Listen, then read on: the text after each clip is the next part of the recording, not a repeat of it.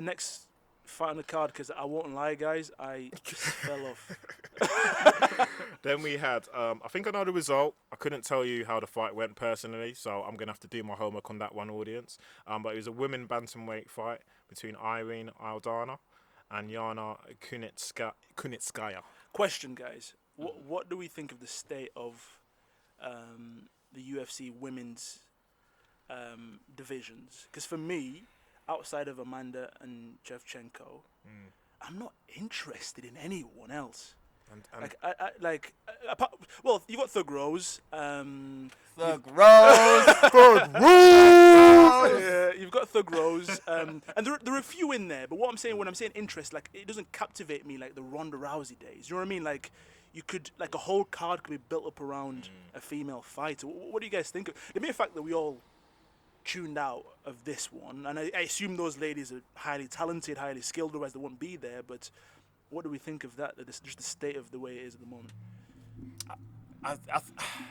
I somewhat agree with you, because I think what Ronda did in the UFC was very new. You know, it was never been done before. It had the limelight. Ronda went unbeaten for so many fights. But I think, obviously, since Amanda and some of these new fighters that we've seen, the Randami, all of these, they've got significant striking power. You know, they can knock people out. And since then, I think the women's divisions have got a lot better and a lot more competitive. Apart from Amanda, will put her on her pedestal, and quite rightly so, as you said, Shevchenko. But I think I like the strawweight. I like Thug Rose and what she's doing there. You've got Weili Zhang, who she just beat. Yeah. We've got Miesha Tate, as we're saying, coming back. Yeah. I think Miesha Tate, actually, she might be a bantamweight coming back now. We'd have to check that. Indeed, yeah. And we still have Polish power, Joanna. Of course. Come on, how dare we? By the way, how like, for me, she's fallen off, right? Do we not agree with that? But look who she's fought falling off. That's the thing. To be fair, for me, right, I'm romantic about the stint she had, right? That stint where she won it and went on, like, just the charisma, like she is a warrior. Like, for me, the thing that comes to mind when she fought Weili and her forehead.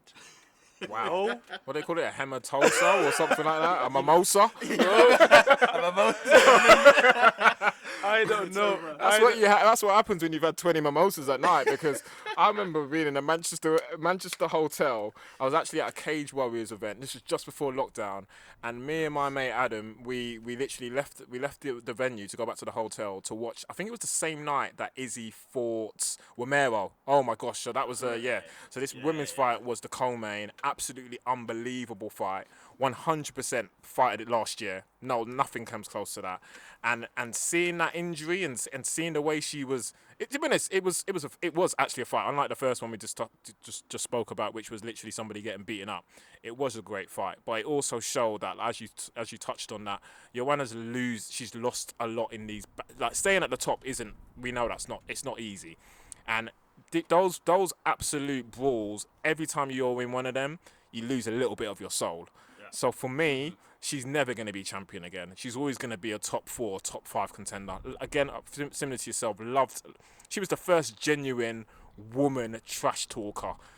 And she used to go in, and obviously with Weili, you can't really do that with somebody who doesn't speak English. And some of these fighters need that trash talk, that back and forth, to actually wild them up. So that's something I'll definitely take into consideration. But yeah, I agree that division is quite exciting. I think we also have to just give credit to the fact that it's got so boring, because Shevchenko is dominant in her division. Honestly, no one even comes close. The number 1 contender in any other division will probably be a number 8, because that's how great Shevchenko is. And as for Amanda, the fact that she's just going back and forth against 2 divisions puts her easily GOAT status, and that'll be another conversation. But Amanda, no matter what, male and female, she's top 4 GOAT, and she's just doing it for fun. Yeah. So that is very true. I agree with everything that you're saying there. So that fight against Irina Aldana versus Yana Kunitskaya, that was number 5 and number 6 in that bantamweight. See what I mean? Like, it's true. and if you look at the people above them, they've all been done. Number 1, Jermaine Randami. She's done. She's got nothing, yeah. Number 2, Holly Holm. Yeah. Oh, gosh. Leg kick merchant. I mean, okay. I'm not going to degrade her like that. She's got skills, but she's been done before, right? And know who's number 3? Who's next? Number 3, Aspin Lad. So the lady, I don't know her. What's her record?